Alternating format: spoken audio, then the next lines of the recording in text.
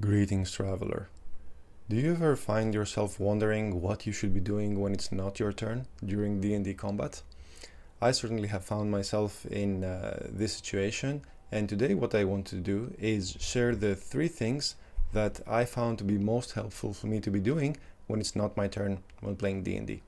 My name is Xanthos. I've been playing Dungeons & Dragons for the past 30 years or so, and it always bothered me when it was not my turn in D&D. I felt that I was just spacing out. I was just looking at what other people were doing, what other monsters were doing in combat, and I thought that I was engaged and following the action. But when my turn came to play my own character, I would be completely at a loss as to what I should do and what I should be doing to make the most out of my unique, precious round in combat. So basically what I came up with is this extremely simple framework of, in the infinite possibilities of playing Dungeons and Dragons, what can we do to make sure that our turn is not wasted, essentially. And of course, this is not the thing that's a one answer to everything, but if you, like me, are at a loss for what to do in that situation, perhaps this is something to start with. So when the party is facing an encounter, a group of enemies in combat, I found that one pretty solid tactic is to make sure to remove the biggest threat to the party as quickly as possible. So that could be the enemy spellcaster, that could be the enemy archers perched up at some very high safe location. That could be a very strong monster or a very strong fighter on the enemy team. So if that threat is taken care of as quickly as possible, then at least we can make sure that the party survives long enough to deal enough damage or otherwise defeat the encounter their way. But if that threat remains there, then one after the other, the players of the party are going to be getting knocked out, so the party is going to be getting less and less effective as time goes on, and that's not a good thing. So what can we do about it? It depends here what kind of class I was playing. So it's not always the case that I would be playing a character that can directly affect the threat, that can directly do something about the threat. Perhaps I was in a support role, perhaps I was in a tank role myself, so I couldn't just say that one thing always worked. But basically the framework that I want to go through today is 1, preparing your action, 2, reading up on that action to make sure that your understanding of it is indeed what it really does, and there's no misunderstanding about what the outcome should be. And 3, preparing the dice and any other tools you need to execute that action. But for the first step, so choosing what your action should be, having in mind what's the quickest way to take care of the biggest threat to the party right now is a pretty good point for starting your planning. So after identifying which character, which monster, which perhaps environmental hazard is the biggest threat to the party, so the thing that can take out players in your party the quickest, then the next thing to consider is what can you do, right? You cannot consider every spell in the game in this situation. You can only consider the spells that you know, perhaps, or the abilities that you have, or what little options you have for manipulating the environment in your situation.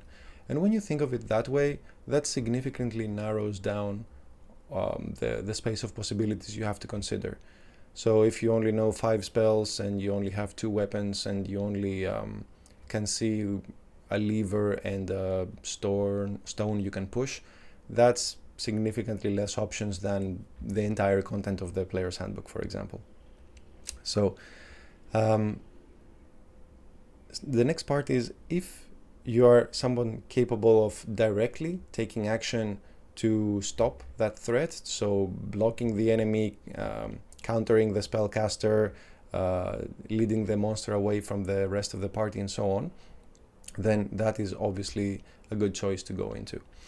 If you are not somebody who who is, let's say, the most effective person in the party to tackle this threat, then doing your best to support that person is usually a pretty good choice. Again, there might be some other option that's of even higher value, but as a general direction from this, instead of, let's say, two people attacking the same monster with one with less effect than the other, the person that's less effective perhaps could have a better time and could help the party more by supporting the character that is more effective in that situation. So casting a buff spell, providing a distraction, removing something that some enemy that is currently bothering the most effective player for dealing with the most important threat is a good idea for what can be done. So usually we find ourselves in one of these two roles, right?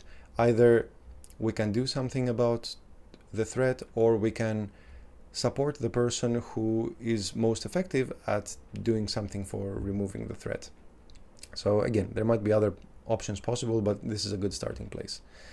So after deciding that, looking at your abilities and just picking the one that is the most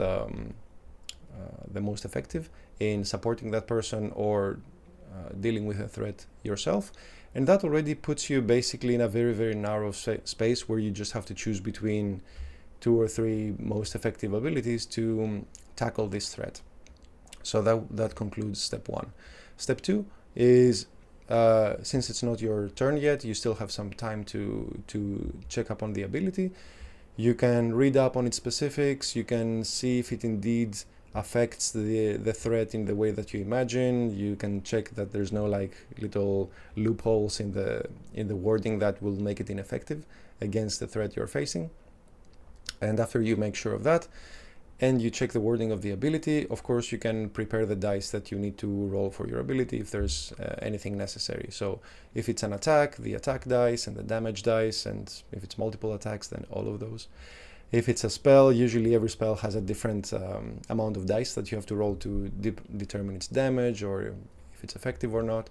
So having those ready and readily available to roll when your turn comes has 2 benefits. One is not wasting time for the group, just sitting there trying to think of what the most effective thing could be. And 2, having actually an effective action to do. And this comes in the form of, well, if it was your turn and you didn't know what you wanted to do, and suddenly you had to deciding in that environment under pressure and with only a few seconds to decide will either make you make a rushed decision, which is usually not ideal, or just spend a lot of time trying to make a better decision, which just makes other players having to wait for that essentially. So having these 2 benefits in mind, it's a good thing to consider going with this strategy, and having this available just make sure that the game will roll much faster, and you will be much more let's say effective, and you will be able to enjoy playing the character so much more because you know that you are so effective basically every single round in combat. Anyway, that's a short tip from what I've learned from my time playing. I hope it serves you as well. Thank you so much for your time, and as always, have fun.